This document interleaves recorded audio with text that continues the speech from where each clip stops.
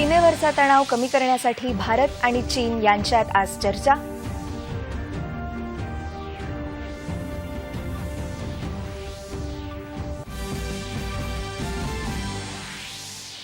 संयुक्त राष्ट्रांच्या सुरक्षा परिषदेतल्या सदस्यत्वासाठी भारताचा दावा.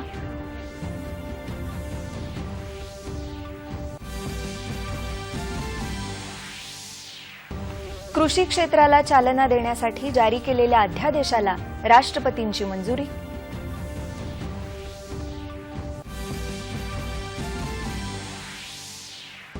लॉकडाऊनचे निर्बंध शिथिल झाल्यानंतर विविध राज्यातले व्यवहार हळूहळू सुरू.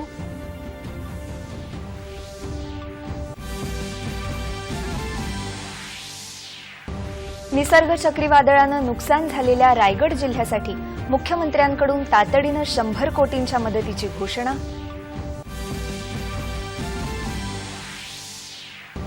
राज्यात काल 2436 नव्या करोनाबाधित रुग्णांची नोंद, तर 139 जणांचा मृत्यू. 1475 रुग्ण करोनामुक्त होऊन घरी परतले.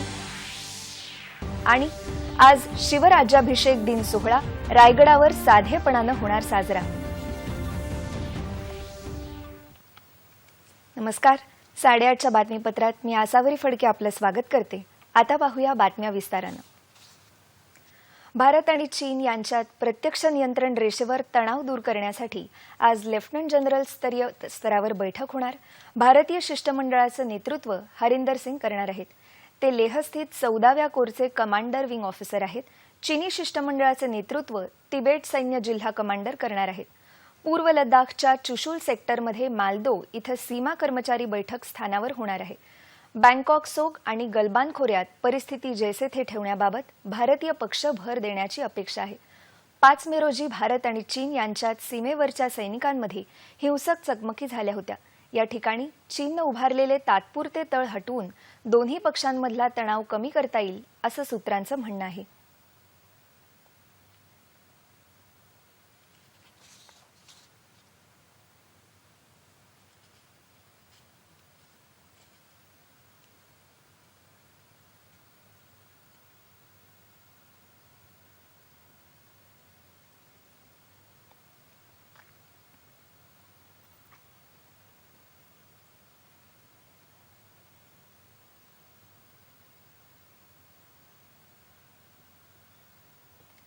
संयुक्त राष्ट्रांच्या सुरक्षा परिषदेमधल्या 5 अस्थायी जागांसाठी 17 जूनला निवडणूक होणार आहे. या निवडणुकीत आपली दावेदारी मजबूत करण्यासाठी भारतानं आपली मोहीम सुरू केली आहे. परराष्ट्र मंत्री एस जयशंकर यांनी भारताच्या प्राधान्यक्रमाशी संबंधित एक पुस्तिका प्रकाशित केली आहे. जागतिक महामारीच्या या काळात भारताची भूमिका अतिशय महत्त्वाची असेल असंही त्यांनी म्हटलं आहे.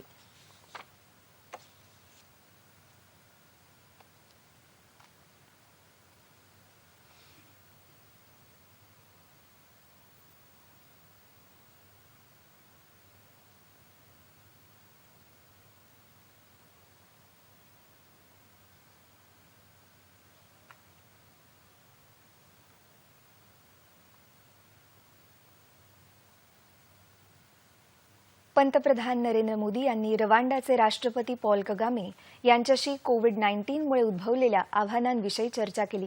तसेच 2018 मधील आपल्या रवांडा दौऱ्याविषयी समाधानही व्यक्त केलं. रवांडाच्या राष्ट्रपतींनी पंतप्रधान मोदींच्या दौऱ्यादरम्यान भारतानं भेट म्हणून दिलेल्या 200 गायींमुळे रवांडात दुग्धाची उपलब्धता वाढली असल्याचं सांगितलं. पंतप्रधान मोदी यांनी कोरोनाविरुद्धच्या लढ्यात भारत रवांडाला कायमच सहकार्य करेल असं आश्वासन फोनवरून बोलताना राष्ट्रपती पॉल कगामे यांना दिलं.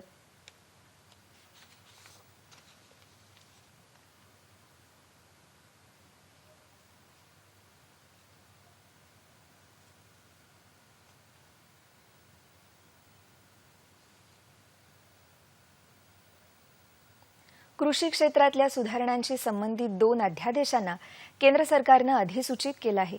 शेतकऱ्यांना मुक्त व्यापाराची सूट देण्याची आणि शेतमालाला चांगला भाव मिळवून देण्याशी संबंधित हे अध्यादेश आहेत. राष्ट्रपती रामनाथ कोविंद यांनी या अध्यादेशांना मंजुरी दिली आहे. नुकत्याच झालेल्या केंद्रीय मंत्रिमंडळाच्या बैठकीत या अध्यादेशांना मंजुरी देण्यात आली होती.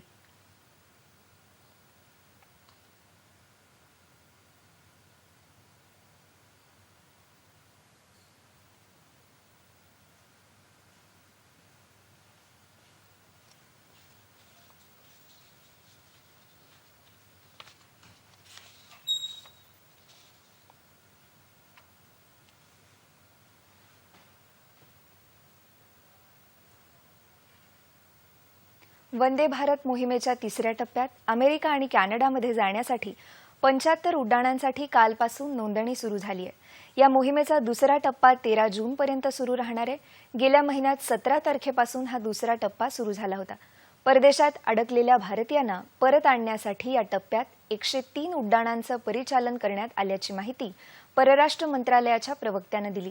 नौदलाच्या मदतीनं देखील श्रीलंका आणि मालदीवमधून भारतीयांना परत आणण्यात आलं.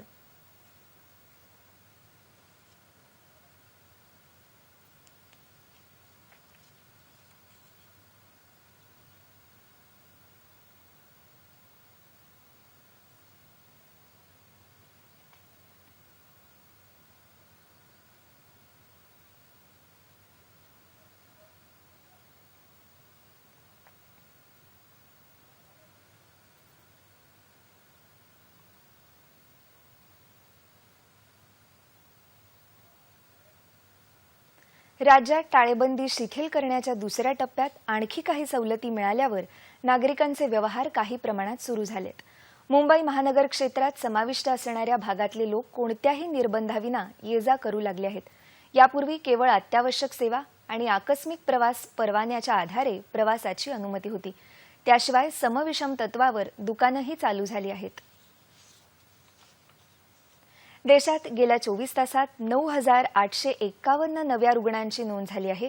त्यामुळे सध्या 1,10,960 जणांवर रुग्णालयात उपचार सुरू आहेत. तर देशातली एकूण करोनाबाधितांची संख्या 2,26,770 वर पोहोचली आहे. आतापर्यंत 6,348 जण करोनामुळे दगावले आहेत. तर 1,09,461 जणांना उपचारानंतर घरी सोडण्यात आले. तसंच रुग्ण बरं होण्याचा दर 48.27% इतका झाला आहे. राज्यात आज सुमारे 1,475 रुग्ण करोनामुक्त होऊन घरी परतले असून आतापर्यंत घरी सोडण्यात आलेल्या रुग्णांची एकूण संख्या 35,156 झाली आहे. राज्यात 2,436 नव्या रुग्णांचं निदान झालं असून 42,215 रुग्णांवर सध्या उपचार सुरू आहेत. तर आज 139 जणांचा मृत्यू झालाय. राज्यात 46 शासकीय आणि 37 खासगी अशा एकूण 83 प्रयोगशाळा कार्यरत आहेत. आजपर्यंत पाठवण्यात आलेल्या 5,22,946 नमुन्यांपैकी 80,229 जण पॉझिटिव्ह आले आहेत.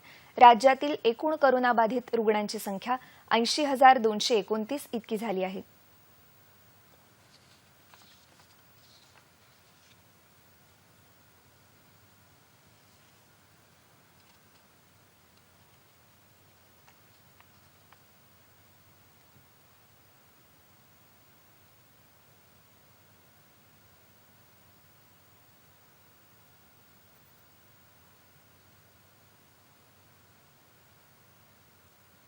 मुंबई महानगरपालिका क्षेत्रात उभारण्यात आलेल्या अधिक क्षमतेच्या कोविड उपचार केंद्रांमध्ये खाटा रिकाम्या असल्याच्या बातम्या काही प्रसार माध्यमातून प्रकाशित झाल्या होत्या. या अनुषंगानं बृहन्मुंबई महानगरपालिका प्रशासनानं खुलासा केला आहे. अधिक क्षमतेची कोविड उपचार केंद्र ही महापालिकेच्या सर्वंकष नियोजनाचा भाग आहेत. या उपचार केंद्रांमध्ये वैद्यकीय उपचारांसाठी टप्प्याटप्प्यानं रुग्ण पाठवण्यात येत आहेत. तसंच अनपेक्षितपणे उद्भवलेल्या निसर्ग चक्रीवादळाच्या पार्श्वभूमीवर खबरदारीची उपाययोजना म्हणून यापूर्वीच कार्यरत झालेल्या उपचार केंद्रांमधील रुग्णांना इतर ठिकाणी असलेल्या पक्क्या बांधकामाच्या उपचार केंद्रांमध्ये स्थलांतरित करण्यात आलं होतं. आता चक्रीवादळ येऊन गेल्यानंतर ही उपचार केंद्र टप्प्याटप्प्यानं सुरू करण्यात येत आहेत. ही बाब लक्षात घेता या केंद्रांमधील खाटा रिकाम्या आहेत असं म्हणणं चुकीचं असं महानगरपालिकेनं दिलेल्या स्पष्टीकरणात म्हटलं आहे. कोरोना रुग्णांसाठी शासकीय आणि खासगी रुग्णालयात उपलब्ध असणाऱ्या बेड्सची माहिती सर्वसामान्य नागरिकांना मिळावी यासाठी पुणे विभागीय आयुक्त डॉक्टर दीपक म्हैसेकर यांच्या संकल्पनेतून डॅशबोर्ड स्थापन करण्यात आला आहे. या डॅशबोर्डची सुविधा www.divcom.pune.co.id या लिंकवर संगणकीय प्रणालीद्वारे उपलब्ध करून देण्यात आली आहे.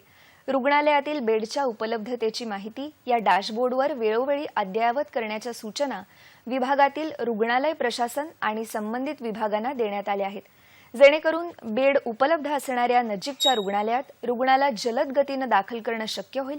धुळे जिल्हा रुग्णालयातल्या कोरोना विलगीकरण कक्षात लक्षणविरहित कोरोना बाधितांवर उपचार सुरू आहेत.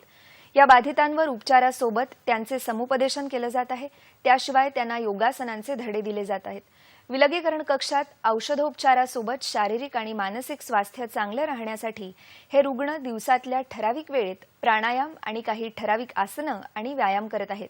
त्यामुळे बाधितांमध्ये सकारात्मक ऊर्जा निर्माण होण्यास मदत होत आहे। औषधोपचार, समुपदेशनासोबत व्यायाम आणि योगासन करून घेण्याच्या जिल्हा रुग्णालयातील या उपक्रमाचं सर्वत्र कौतुक होत आहे।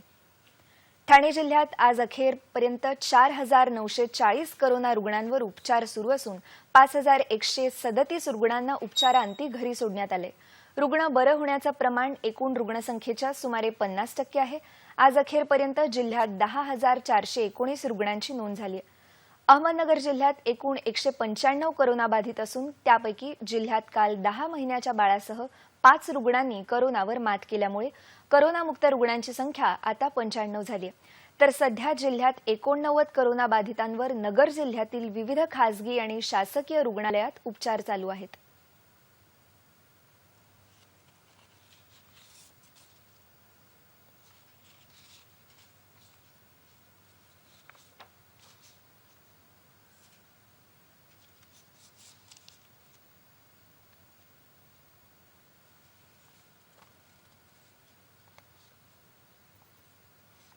कोरोनाच्या पार्श्वभूमीवर सौदी अरेबिया सरकारनं खबरदारी म्हणून हज यात्रा रद्द केली आहे।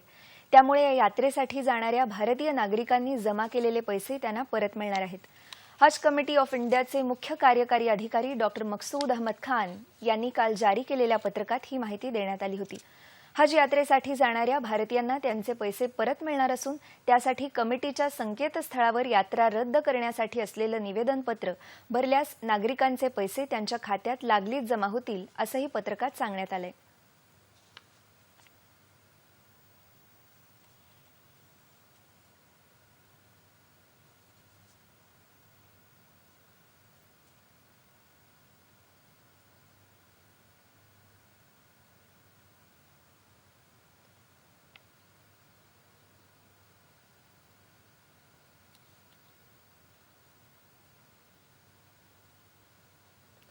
परभणी जिल्ह्यात स्थानिक गुन्हे शाखेनं एका कारवाईत लॉकडाऊनच्या काळात बंदी असलेल्या तंबाखूची अवैध वाहतूक करणाऱ्या कंटेनरसह 5,72,000ची तंबाखू जप्त केली आहे।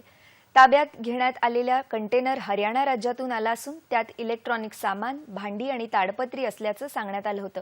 मात्र तपासणी दरम्यान त्यात खुला आणि विविध प्रकारची तंबाखू आढळून आली। या तंबाखूची किंमत 5,72,000 रुपये असल्याची माहिती जिल्हा स्थानिक गुन्हे शाखेनं दिली आहे। दरम्यान कंटेनर चालकाला ताब्यात घेतलं असून इथल्या नानलख पेठ पोलीस ठाण्यात त्याच्यावर गुन्हा दाखल करण्यात आलाय। निसर्ग चक्रीवादळाचा जोरदार फटका बसलेल्या रायगड जिल्ह्याला तातडीनं 100 कोटी रुपयांची मदत मुख्यमंत्री उद्धव ठाकरे यांनी काल जाहीर केली। मुख्यमंत्र्यांनी काल रायगड जिल्ह्यातलं नुकसानग्रस्त भागाची पाहणी केली आणि आढावा बैठक घेतली। त्यानंतर अलिबागमध्ये घेतलेल्या वार्ताहर परिषदेत ते बोलत होते। वादळाचा फटका बसलेल्या इतर जिल्ह्यांचीही त्या प्रमाणात काळजी घेतली जाईल। पंचनामे पूर्ण करायला आणखी 8-10 दिवस लागतील। पंचनामे झाल्यानंतर आवश्यकता भासल्यास आणखी मदत केली जाईल असं ते म्हणाले।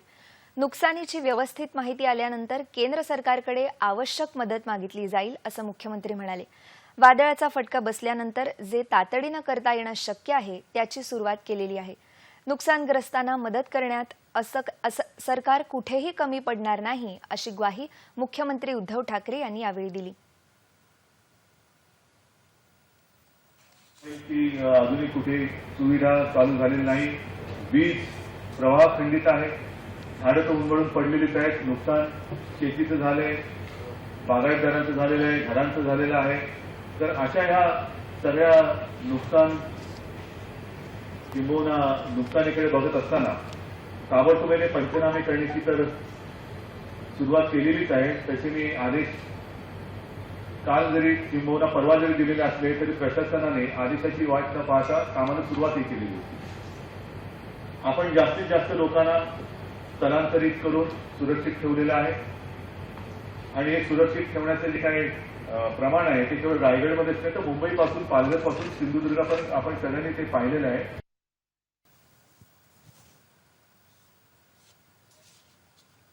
निसर्ग चक्रीवादळानं पुणे जिल्ह्यातल्या मावळ तालुक्यात झालेल्या नुकसानीची उपमुख्यमंत्री आणि जिल्ह्याचे पालकमंत्री अजित पवार यांनी काल पाहणी केली। यावेळी त्यांच्यासोबत आमदार सुनील शेळके, जिल्हाधिकारी नवल किशोर राम उपस्थित होते.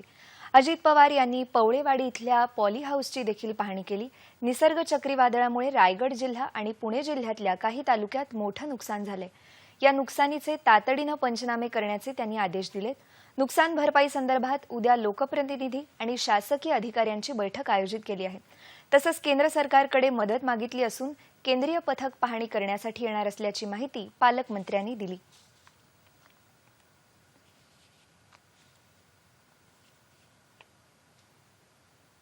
कृषी विभागामार्फत मुबलक प्रमाणात बियाणं आणि खतांच्या बफर स्टॉकचं वितरण कृषी विभागामार्फत शेतकऱ्यांना वितरित करण्याचं नियोजन करण्यात आलं आहे. त्यामुळे राज्यातील एकही शेतकरी बियाणं आणि खतांपासून वंचित राहणार नाही, अशी माहिती राज्याचे कृषी मंत्री दादाजी भुसे यांनी काल नाशिक इथं दिली. जिल्ह्यातल्या दाभाडी तालुक्यात श्यामप्रसाद मुखर्जी रुर्बन मिशन अंतर्गत आयोजित कार्यक्रमात ते बोलत होते. करोनासारख्या महामारीसोबतच नैसर्गिक आपत्तीमुळे शेतकऱ्यांसमोर एकापाठोपाठ एक संकट उभं ठाकत आहे.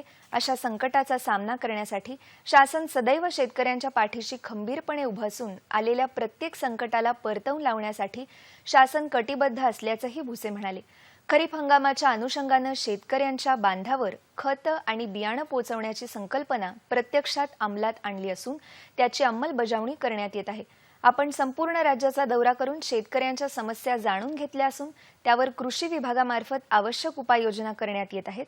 सामूहिक शेततळं, कांदा चाळ, पॅक हाऊस, शेडनेट सारख्या योजना राबवून शेतकऱ्यांसाठी ठिबक आणि फळबागाच्या अनुषंगानं दिलासा देण्याचं काम शासनामार्फत सुरू असल्याची माहिती दादाजी भुसे यांनी दिली. जे त्रिवेणी इकडे झाडं लावलेली होती त्यांचा वाढदिवस पण आज आम्ही या ठिकाणी साजरा केलेला आहे. आपण बघितलं असेल की मागच्या वर्षाला 1100 झाडं लावण्याचा जो संकल्प होता ती त्यांनी पूर्ण केली आणि 1100 झाडांची मोजणी केल्याच्या नंतर आज 600 ते 700 झाडं अतिशय चांगल्या स्थितीमध्ये जगलेली आहेत. राज्य सरकारच्या पर्यावरण विभागाचं नाव आता पर्यावरण आणि वातावरणीय बदल विभाग असं करण्याचं प्रस्तावित करण्यात आलं आहे. लवकरच मंत्रिमंडळाच्या मान्यतेनंतर हा बदल करण्यात येईल. तसंच पर्यावरण आणि वातावरणीय बदल विभाग हा निसर्गाशी संबंधित पृथ्वी, वायू, जल, अग्नी आणि आकाश या पंचतत्वांवर कार्य करेल, अशी घोषणा राज्याचे पर्यावरण मंत्री आदित्य ठाकरे आणि राज्यमंत्री संजय बनसोडे यांनी काल जागतिक पर्यावरण दिनाचं औचित्य साधून केली. राज्य शासनाची निसर्गाशी असलेली कटिबद्धता निश्चित करण्यासाठी यावर्षी पर्यावरण विभागामार्फत 100 कोटी रुपये इतका निधी उपलब्ध करून देण्यात येईल, असं आदित्य ठाकरे यांनी यावेळी जाहीर केलं. राज्यात करोनाच्या वाढत्या प्रमाणाबरोबर आरोग्य यंत्रणांची कमतरताही देखील गंभीर समस्या आहे. रुग्णालयांमध्ये डॉक्टर्स, परिचारिका, आरोग्य कर्मचारी उपलब्ध नाहीत. यासाठी नवीन यंत्रणा उभी करण्यासाठी प्रशासनाचे प्रयत्न सुरू आहेत. मात्र जाहिराती देऊनही त्याला प्रतिसाद येत नाही. तर यासाठी विशेष प्रोत्साहन भत्ता देण्यात यावा आणि कोणत्याही परिस्थितीमध्ये करोनाचा प्रादुर्भाव रोखण्यासाठी मनुष्यबळ कमी पडू नये, अशी भूमिका विधान परिषदेचे विरोधी पक्षनेते प्रवीण दरेकर यांनी मांडली आहे. करोनाच्या पार्श्वभूमीवर आज दरेकर यांनी भिवंडीचा दौरा केला. महापौर, पालिका आयुक्त आदी वरिष्ठ अधिकाऱ्यांसोबत चर्चा केल्यानंतर त्यांनी पत्रकारांशी संवाद साधला. आरोग्य यंत्रणेत मनुष्यबळ अपुरं आहे. मनुष्यबळ अपुरं असतानाही खाटांची संख्या वाढवली जात आहे.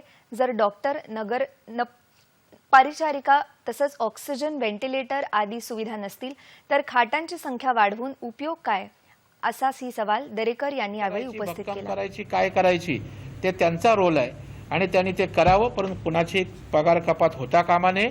सगळ्यांना वेळेत त्या ठिकाणी पैसे मिळणं आवश्यक आहे आणि शासन एक यंत्रणा आहे.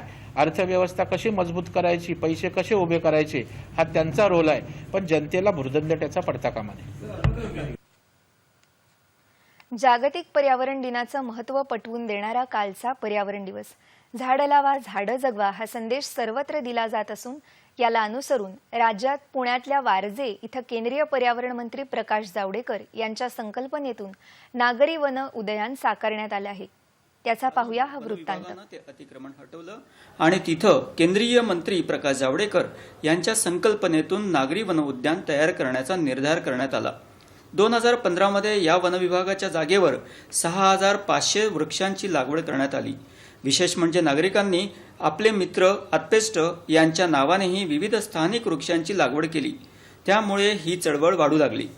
या सर्व वनक्षेत्रांवरती वाढत्या जनसंख्येचा, वाढत्या अर्बनायझेशनचा फार मोठा धोका अतिक्रमणाच्या स्वरूपात असतो आणि त्यामुळे अशा पार्क्सला, अशा वनक्षेत्रांना जर संरक्षित करायचं असेल तर ह्याच्यामध्ये फक्त वन विभागाचाच नव्हे तर स्थानिक जनतेचा आणि इतर लोकांचाही सहभाग अत्यंत आवश्यक आहे. आणि याच कारणास्तव या वारजे वनक्षेत्रावरती 2015 पासून केंद्रीय वन, पर्यावरण आणि जलवायू परिवर्तन मंत्री माननीय श्री जावडेकर साहेब यांच्या प्रेरणेतून, यांच्या संकल्पनेतून आणि यांच्या सहयोगातून एक नगर वन उद्यान उभारण्याचं काम हाती घेण्यात आलं. या 25 हेक्टर क्षेत्रावरती विविध स्थानीय प्रजातीचे जवळपास 6500 झाडं लावण्यात आली आहे.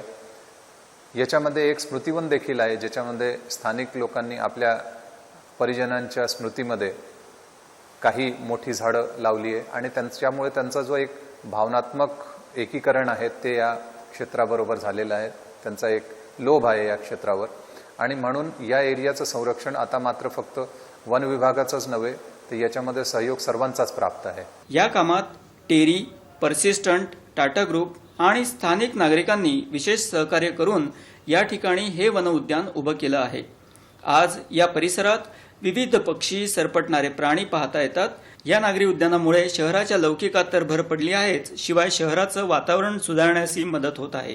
या 2 वर्षामध्ये खूप छान ग्रोथ ह्याचा टेकडीचा होत आहे आणि चांगल्या पद्धतीने त्याची काळजी घेतली जात आहे. इथे कुठेही कोणी वॉकिंगला आलं तर कोणालाही कुठेही झाडांना वगैरे हात लावू दिला जात नाही, फुलांना हात लावू दिला जात नाही. व्यवस्थितरित्या याचं संगोपन केलं जाते. तसेच इथे असणाऱ्या ज्या पाण्याच्या हौद जे आहेत तर इथे पाणी खराब झालं तर ते पाणी बदलण्याचं काम केलं जातं. व्यवस्थितरित्या त्याची काळजी घेतली जाते. अशी नागरी उद्यानं ठिकठिकाणं साकारली तर पृथ्वीवरचं प्रदूषण टाळण्यास नक्कीच मदत होईल. दूरदर्शन बातम्यांसाठी रोहन गवळी, पुणे. जालना परिसरात वनविभागाच्या वतीनं सातत्यानं वृक्षारोपण केलं जात असून त्याचे समाधानकारक परिणाम दिसायला लागले आहेत. पावसाळ्यात वृक्ष लागवड करण्यासाठी शहरासह तालुक्यातील 3 रोपवाटिकांमध्ये जवळपास 4.25 लाख रोपांची निर्मिती करण्यात आली आहे. जालना शहरातील मध्यवर्ती रोपवाटिकेत जुलै 2019 मध्ये वाफे तयार करून काटेरी कुंपण घालण्यात आलं होतं. ऑगस्ट-सप्टेंबर महिन्यात शेणखत, माती, रेती, वाळू इत्यादींचं मिश्रण करून पिशव्या भरून घेण्यात आल्या आहेत. वाफ्यामध्ये बी पेरणी करण्यात आली. रोपांची वाढ होईल त्यानुसार त्यांना खतांची मात्रा देण्यात आली आहे. तसंच त्यांच्यावर रोगराई पडू नये म्हणून औषधांची फवारणी देखील वेळोवेळी करण्यात आली आहे. कोरोनाच्या संकटात आणि भर उन्हाळ्यात मजुरांना सॅनिटायझर, मास्क पुरवण्यात आले आहेत व सोशल डिस्टन्सिंगचे नियम पाळत या रोपवाटिकांमधली कामं करून घेण्यात आली आहेत. त्यामुळे लॉकडाऊनच्या काळात मजुरांच्या हाताला काम मिळालं आणि रोजगाराचा प्रश्नही सुटला. सध्या या मध्यवर्ती रोपवाटिकेसह जालना तालुक्यातील 3ही रोपवाटिकेत जवळपास 4.25 लाख रोपं लागवडीसाठी तयार करण्यात आली आहेत. समाधानकारक पाऊस झाल्यानंतर या तयार असलेल्या रोपांची लागवड करण्यात येणार आहे. या रोपवाटिकेत नीम, चिंच, करंज, सीताफळ, कांचन, आवळा, जांभूळ, पिंपळ, आंबा, मोह, अंजन, पांढरा सिरस, भोकर अशा एकूण 28 प्रजातींची रोपं आहेत. याशिवाय विविध वनौषधींची रोपं देखील जोपासण्यात आली आहेत. या उपक्रमामध्ये जालना जिल्ह्याने मोठ्या प्रमाणावर जालना जिल्ह्यात लागवड केलेली आहे. त्यामध्ये वन विभागाने 6.5 लाख वृक्ष रोपांची लागवड केलेली आहे. त्यामधील आता चांगलीच रोपं आपण जगवण्याचा प्रयत्न केलेला आहे. त्यासाठी आपण पाण्याची व्यवस्था उन्हाळ्यामध्ये केली होती. लगेच त्या अनुषंगाने तसेच TCMद्वारे त्या रोपवाटाला प्रोटेक्शन करायचा आपण प्रयत्न केलेला होता. तसेच सद्यस्थितीमध्ये आपल्याकडे येणाऱ्या 2020च्या पावसाळ्यामध्ये लागवड करण्यासाठी 4.5 लाख रोपं तयार करण्यात आलेली असून सदरी जालना जिल्ह्यामध्ये सद्यस्थितीमध्ये 3 रोपवाटिकांमध्ये 4.5 लाख रोपं तयार. जालना जिल्ह्यातील भोकरदन शहरातील मृदा आणि जलसंधारण विभागातून सेवानिवृत्त झालेले अनुरेखक गोविंद केदार यांनी कार्यालयाच्या परिसरात मुरमाड जमिनीमध्ये 1000 वृक्षांची लागवड करून ती जोपासना केली आहे. स्वखर्चातून त्यांनी ही केली आहे. तसंच मशागत याची माहिती दिली. जून 2019 मध्ये केदार यांनी लिंबू, पिंपळ, बांबू, कवठ, सीताफळ, करंज, उंबर, गुलमोहर, सुबाभूळ अशा विविध जातीच्या 1000 वृक्षांची लागवड केली. गेल्या वर्षी या परिसरात चांगला पाऊस झाल्यानं वृक्ष लागवड 100% झाली. तेव्हापासून या झाडांची अंतर्मशागत आणि पाणी घालून त्यांचं संगोपन करण्याचं काम गोविंद केदार यांनी नियमितपणे केलं. सेवानिवृत्तीनंतर स्वस्थ न बसता त्यांनी या परिसरातील झाडांची नियमित साफसफाई, मशागत आणि वेळोवेळी पाणी देत झाडांना जपलं आहे.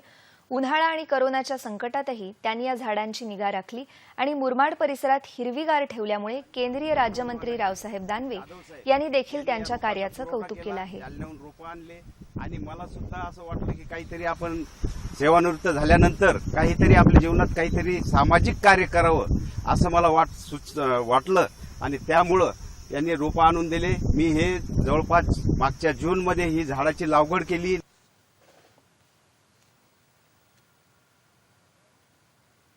वर्धा जिल्ह्यात शोध आणि बचाव पथकातील स्वयंसेवकांना महाकाळी धरणावर पूर परिस्थितीमध्ये कसं काम करायचं याबाबत राज्य आपत्ती प्रतिसाद दलाकडून प्रशिक्षण देण्यात आलं.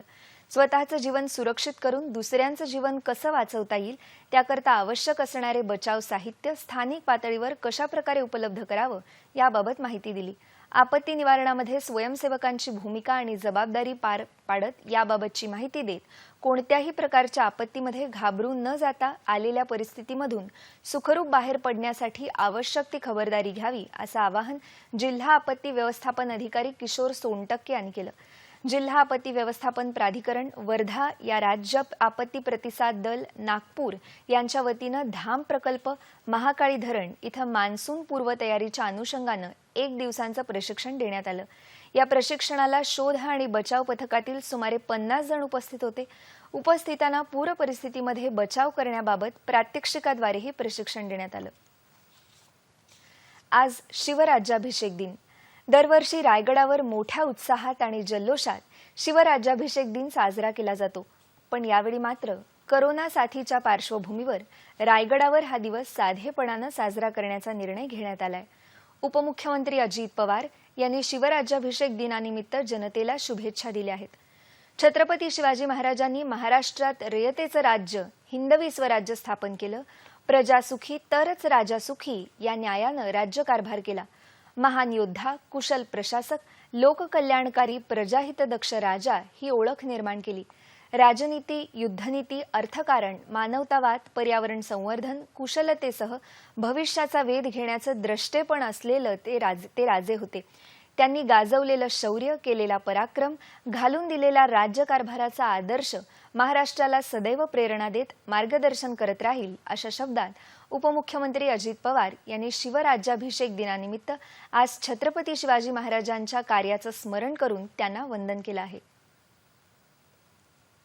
आज शिवराज्याभिषेक दिन सोहळ्याच्या दिनानिमित्त महान योद्धे, कुशल प्रशासक, लोककल्याणकारी, प्रजाहितदक्ष छत्रपती शिवाजी महाराजांना राज्यातील जनतेनं वंदन केलं आहे. सामर्थ्यवंत, वरदवंत, पुण्यवंत, नीतिवंत, जाणता राजा असं ज्यांचं यथार्थ वर्णन केलं जातं ते छत्रपती शिवाजी महाराज.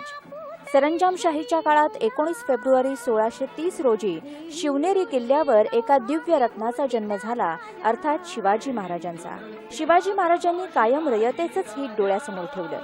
शेतकरी सुखी तर राजा सुखी हे सूत्र लक्षात घेऊन शिवाजी महाराजांनी शेतीत सुधारणा, दुष्काळाच्या परिस्थितीत शेतकऱ्यांना संरक्षण अशा अनेक योजना प्रभावीपणे राबवल्या, ज्या अद्यापही कालसुसंगत. पाण्याचं महत्त्व ओळखून पाणी अडवा, पाणी जिरवा हे सूत्र शेकडो वर्षांपूर्वी अंमलात आणणारे, प्रत्येक गड किल्ल्यावर पाण्याचं उत्तम नियोजन करणारे शिवाजी महाराज. स्वदेशी व्यापाराला प्रोत्साहन तसंच स्त्रियांना सन्मानाची वागणूक देणारे शिवाजी महाराज. कार्यक्षम लष्करी आणि सनदी प्रशासनाची निर्मिती करणारे आणि आर्थिकदृष्ट्या राज्य स्वावलंबी होण्यासाठी प्रयत्नशील राहिलेले शिवाजी महाराज. सर्व धर्म समभावाचं तत्व अवलंबणारे तसंच परकीय फारसी भाषेतील शब्दांना पर्यायी मराठी शब्दांचा राजव्यवहार कोश निर्माण करणारे शिवाजी महाराज. योद्धा, सेनापती, संघटक, स्फूर्तिदाते, द्रष्टे नेते, युगपुरुषोत्तम शिवाजी महाराज. म्हणूनच शिवरायांचे 8वावे रूप, शिवरायांचा 8वावा प्रताप, शिवरायांचा 8वावा साक्षेप भूमंडळी.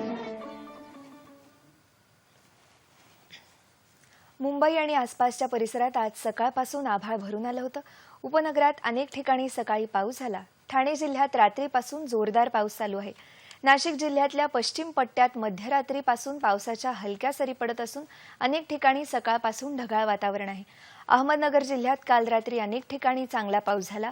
आज काही ठिकाणी ऊनही पडलं आहे, तर काही भागात ढगाळ वातावरण आहे.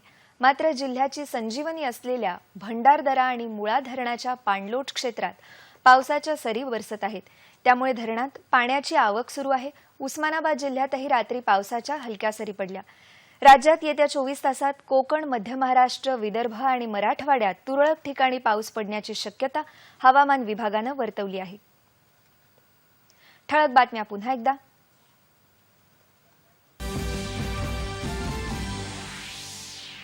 सीमेवरचा तणाव कमी करण्यासाठी भारत आणि चीन यांच्यात आज चर्चा.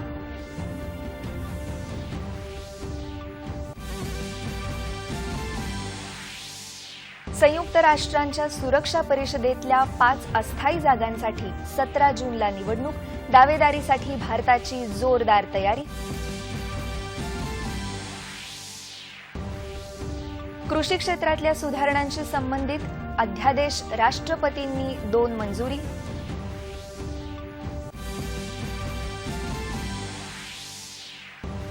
लॉकडाऊनचे निर्बंध शिथिल झाल्यानंतर विविध राज्यातले व्यवहार हळूहळू सुरू.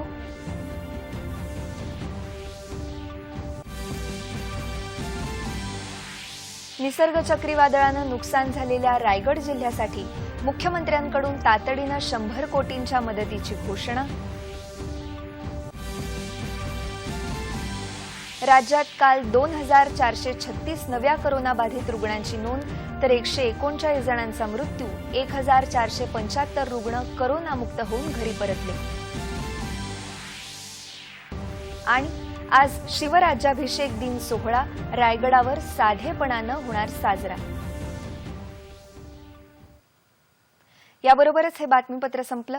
पुन्हा भेटूया 11 वाजता पुढील बातमीपत्रात सह्याद्री वाहिनीवर.